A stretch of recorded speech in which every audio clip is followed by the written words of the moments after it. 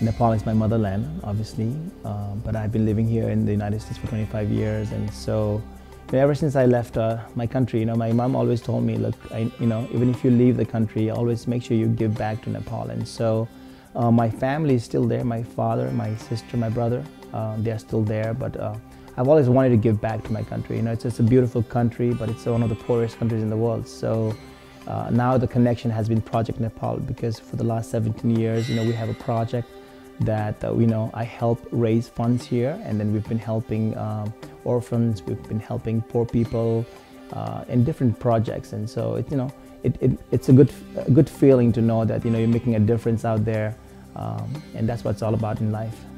The hikes are just amazing. I mean, you walk 6 to 8 hours a day, and Mount Everest and the Annapurna. I mean, we have Nepal has 9 out of the 14 highest mountains in the world, and so these hikes, when you wake up in the morning, the mountain's right in front of you. I think that was a wonderful experience, and also, it tests your endurance, it tests your willpower to fight through that. I just got to experience the beauty of Nepal, and then of course, we had my dad's 84th birthday, and it's a big birthday in the Nepalese tradition, and then we went to Malaysia where my in-laws had their 50th wedding anniversary. So it was a beautiful combination of fun, but also some giving too. Of course, time with the family, and taking my kids also to see Nepal and what life is like out there for people. I mean, because sometimes we take things for granted here in this country. So that aspect was wonderful for the family. But at the same time, I also dedicated 7 of my days for Project Nepal, and so this time we're working with a organization called Action Works Nepal, and a dynamic lady there.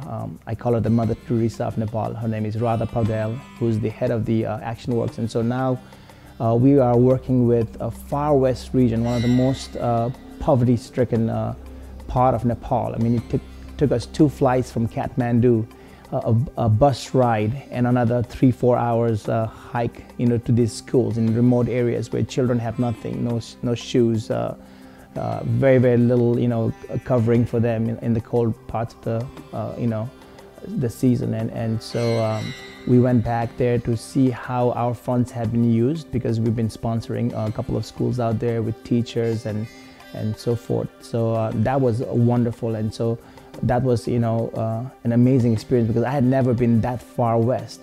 And some of the other things we did was, we also worked with a clinic in Kathmandu that had HIV-stricken kids, 17 of them, as young as 7 years old to 14 years old. And then, of course, there's a home near my house in Kathmandu that my dad helps, and it's a place where there's a lot of terminally ill people out there. And so that combination was, it was very, it was emotionally difficult to see such suffering, but at the same time, it was very rewarding to give back. And then last but not the least, because I'm a coach, because tennis is what gave me this opportunity, I spent 2 days, conducting coaches clinics and clinics for kids and junior players out there, and giving back some of the things that I have gained through this wonderful sport, tennis.